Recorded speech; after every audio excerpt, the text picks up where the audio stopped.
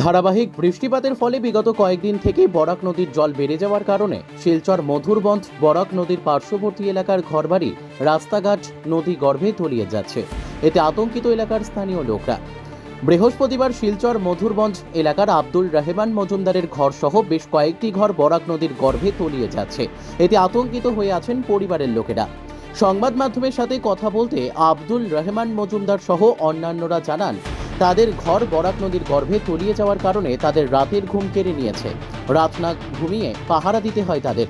যে কোনো মুহূর্তে তাদের পুরো বাড়ি বরাক নদীর গর্ভে তলিয়ে যেতে পারে। এখন পর্যন্ত প্রশাসন ও সরকারের পক্ষ থেকে কোনো রকমের সাহায্য তারা পাননি এবং পঞ্চায়েত প্রতিনিধি সহ বিভাগীয় আধিকারিকরা তাদের সাথে কোনো ধরনের যোগাযোগ করেনি এখন পর্যন্ত। তাই সংবাদ মাধ্যমের মধ্য দিয়ে অসহায় পরিবারের লোকেরা সরকার ও জেলা প্রশাসনের কাছে দাবি রাখেন অতি সত্বর তাদেরকে তাদের ঘর থেকে উদ্ধার করে অন্যত্র আশ্রয় দেওয়ার জন্য। Bureau report, SB Times news.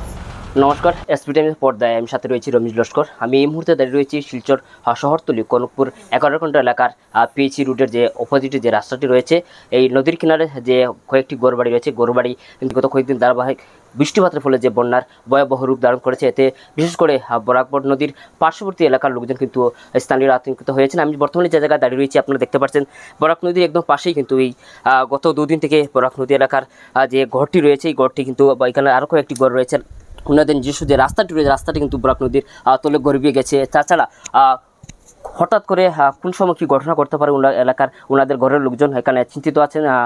বারিন্দার যে ফাটল দিয়েছে, ফাটলের জন্য কিন্তু ওনারা অনেক আতঙ্কিত হয়ে রয়েছেন। হঠাৎ করে কোন সময় যেন পুরো ঘরটি তলিয়ে যেতে পারে।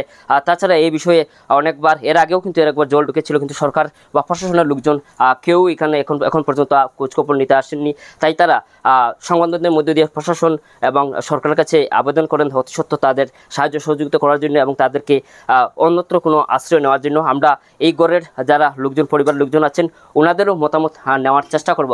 তাছাড়া আমরা দেখাচ্ছি যে এই যে বরাক নদীর ভাঙ্গনের যে ফাটটি দিয়েছে, এই ঘরের বারিন্দার যে অবস্থা, কোন সময় হঠাৎ কী না হতে পারে, ওনারা কিন্তু চিন্তিত আছেন। সকালবেলা আমাদের এসবি টাইমের অফিসে আমাদের ফোন করে জানিয়েছিলেন আমাদের আসার জন্য। আমরা ওনাদের কথা মতো এখানে ঘটনাস্থলে উপস্থিত হয়েছি এবং আমরা এই ভয়াবহ বন্যার যে রূপ, যে ফাটলটি বরাক নদীর যে ভাঙ্গনস্থল, আমরা আপনাদেরকে সরাসরি তুলে ধরার চেষ্টা করছি। আপনারা আমাদের সাথে থাকুন। ধন্যবাদ। আমরা ওই যে ফ্লাট আইছে, ফ্লাট আইয়া ওই তখন ঘর বাড়ি সব গেছে গিয়া, রাস্তাঘাট কিচ্ছু নাই। ওদিকে গোলাখানি রাস্তাঘাট আরো বেশি ওইদিকে গেছি না, বারোইয়া ভাড়া মারবার জায়গা নাই।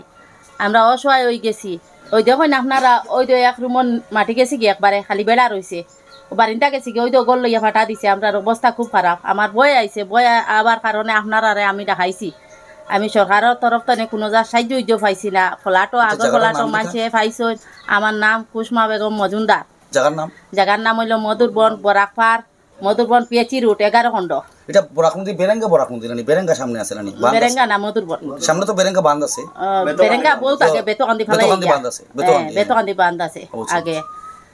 এখন আপনারা কি রকম আছেন বা কি অবস্থা আপনার এখন? এখন অবস্থা আর মাতিয়ালাম নাই, বেশ খারাপ। ওই দেখো তারার বাবা এখানে জ্বর হইয়া ঔষধপত্র আনবার, রাস্তাঘাট যাইবার কোনো চাহারা নাই, জ্বর হইয়া এখন মানুষ এখানে বিছনার অবস্থা। আপনারা তো দেখরা, এখন আইসো আপনারা। এখন বর্তমানে আমরা কাঠর চাউল পাই, কাঠর চাউল খাইয়া আর বাকি খাইতাম কান্তনে। বাচ্চারা ফলাটোর সময় রুজি নাই, কিছু নাই। ছেলে একটা যুগালি কাজ করে, একটা ছেলের উপরে আমরা 7জন 8জন পরিবারের মানুষ, আমরা কিলা চলবার মতন উপায় নাই। আপনারা দেখলে বুঝতে পারবা। আপনারা তো আইসো, বুঝরা তো আপনারা। এখন সরকারের কাছে আমরা ওটাও অনুরোধ চাইছি সরকারের কাছে, মানে আমরা অন্তনে হরবার কোনো ব্যবস্থা একটা আমরা দিতা, কোনো আশ্রয় দিতা, আর একটা আমরা গরুবালা ব্যবস্থা করে দিতা। আমার পুয়া যুগালি করে ইটার উপরে যেরও আশ্রয় দিবা, আমরা গরদর মানাইতে পারতাম না। আর এলকু বর্তমানে চলবারও নাই। এলকু বর্তমানেও আমরা একটা হেল্প করতা সরকারের তরফ থেকে। অবস্থা খুব খারাপ। রাস্তাঘাট পুরা ডুবাইল। আপনারা দেখলা তো রাস্তাঘাট ডুবাইল। ওই দেখুন না আপনারা ঢুকছে, হেতুকু ঢুকলে তো বয় করছি না, এখানে ভাঙ্গিছে না।